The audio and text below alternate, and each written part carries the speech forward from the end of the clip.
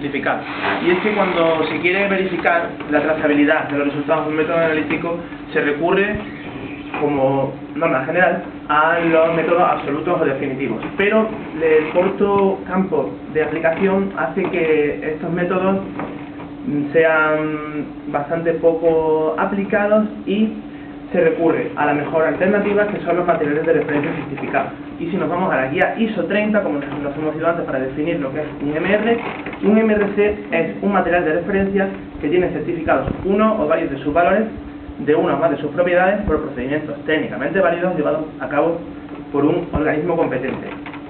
Es decir, es un MR, pero simplemente con el certificado del organismo que está asociado a él. Y normalmente un MRC suele parecerse mucho, es muy similar a las muestras reales que estamos analizando en laboratorio, y del cual ese organismo nos certifica la cantidad del mesurando que queremos determinar con nuestro método analítico. Y para que un MRC sea considerado como tal, siguiente diapositiva, tenemos que considerar los siguientes requisitos que debe cumplir. El primero es la trazabilidad, ya que el MRC tiene que ser trazable tanto a patrones nacionales como internacionales. Recordamos que la trazabilidad es una propiedad del resultado de una medida o del valor de un estándar donde éste pueda estar relacionado con referencias especificadas, usualmente estándares nacionales o internacionales, a través de una cadena continua de comparaciones, todas con incertidumbres especificadas. Eso es lo que significa trazabilidad. Y siempre debe reflejarse en el certificado expedido por el organismo en cuestión, aunque en la práctica no hay ningún procedimiento válido y generalizado para garantizar esa trazabilidad, ya que cada laboratorio lo interpreta a su manera y lo certifica a su manera. De todas formas, la trazabilidad tiene que ser determinada siempre por varios métodos analíticos diferentes, que se diferencien en sus pasos, en los puntos en los que se lleve a cabo. Es decir, tiene que ser diferente, y eso se puede llevar a cabo tanto en un laboratorio, en el propio laboratorio, como recurriendo a un laboratorio externo de reconocido prestigio. De todas formas, el valor de la trazabilidad siempre se determina en un ejercicio interlaboratorio, y su valor al final acaba siendo consensuado por los diferentes laboratorios que han intervenido en ese proceso. El segundo aspecto es la homogeneidad, ya que el material de referencia certificado debe ser homogéneo con respecto al valor de una propiedad certificada, pero no tiene por qué serlo con respecto al resto de propiedades, salvo en el caso de que el resto de propiedades afecten a la que estamos considerando.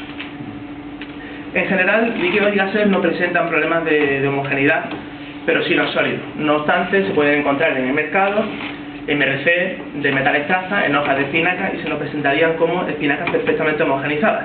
Y para aplicarlo a las muestras que hemos tomado de espinacas naturales, tenemos que asegurar la trazabilidad y determinar la incertidumbre de cada una de las etapas en las que llevamos a cabo el proceso. El tercer aspecto es la estabilidad, ya que el MRC tiene que mantenerse estable durante el envío, y se debe informar al usuario del tiempo de estabilidad entre que recibe el material hasta que lo abre. Y además puede sufrir modificaciones por factores externos como la luz o la temperatura, por lo que en el certificado también tiene que estar indicado todos estos aspectos para que el usuario los tenga en cuenta, como es obvio. En cuarto lugar, tenemos la similitud con las muestras reales. Como es lógico, el MRC tiene que parecerse lo máximo posible en la matriz y en la propiedad que queremos determinar a las muestras reales que se van a someter al análisis con el método analítico que elijamos. Si queremos medir, por ejemplo, plomo en partes por millón en el agua del río Ebro, el mejor material de referencia certificado posible sería el agua del río Ebro, pero como no se dispone de él, hay que buscar uno lo más similar, lo más parecido posible, que tenga más o menos la misma cantidad de plomo y que se parezca tanto en matriz como en la propiedad y además en la concentración. No nos vale coger un MRC que tenga plomo en ppb, sino en ppm, que es lo que nos interesa. Y por último, la incertidumbre. Los valores certificados de la propiedad deseada en el MRC tienen que ir acompañados por sus valores de incertidumbre asociados. Ahora vemos un ejemplo. Y la incertidumbre al final del método analítico va a ser mayor. El resultado que obtengamos al final será mayor. ¿Por qué? Porque el MRC ya tiene asociada desde un principio una incertidumbre. Y para que y esa incertidumbre se propaga a las etapas de las que consta el método analítico, y al final vamos a tener una incertidumbre mayor, pero eso siempre hay que considerar.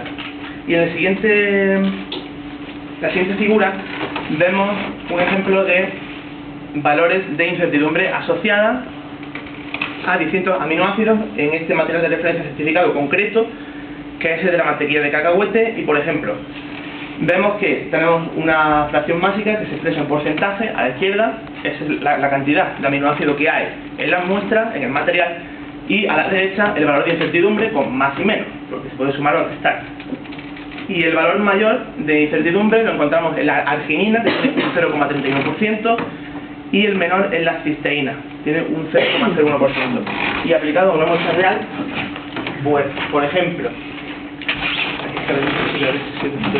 en hojas de arce, pues lo tenemos así: la fracción másica, que está en gramos por kilo, y aquí la incertidumbre. Si no le importa a ustedes, vamos pasando el material para que lo vayan viendo. También sigue bien que están los valores de otros elementos que no están certificados, pero para dar el valor aproximado de la concentración que tienen, para saber por dónde anda el resto de la matriz. Entonces, al siguiente punto, dos inconvenientes fundamentales que se tienen muy en cuenta respecto a los materiales de referencia certificados. El primero, y es que solo se encuentran en entre un 5 y un 10% de disponibilidad para los análisis actuales que se realizan en todo el mundo. Y en segundo lugar, el precio, que es muy elevado. De hecho, aquí tengo un par de ejemplos que os los comento. El MRC 1515 del NIST, elementos traza en 50 gramos de hojas de manzana, cuesta $342, o el BCR 063R del IRMM, elementos traza y mayoritarios en 50 gramos de leche en polvo semidesnatada, que cuesta 175 euros. Esos dos inconvenientes hay que tenerlos muy en cuenta, porque no todos son ventajas en los MRC. Como acaba de decir mi compañero, los materiales de referencia certificados son caros, y uno de los inconvenientes es su elevado precio. La producción de un material de referencia certificado, como podéis ver en la figura, es un proceso caro, ya que implica mucho desarrollo tanto de investigación como tecnológico para producir nuevos materiales de referencia certificados. Y en todo esto también hay que tener en cuenta el precio de la instrumentación analítica, que también serían la preparación, los que también hay que tener en cuenta las preparaciones de muestras, los costes propios de los laboratorios, de dirección, de administración.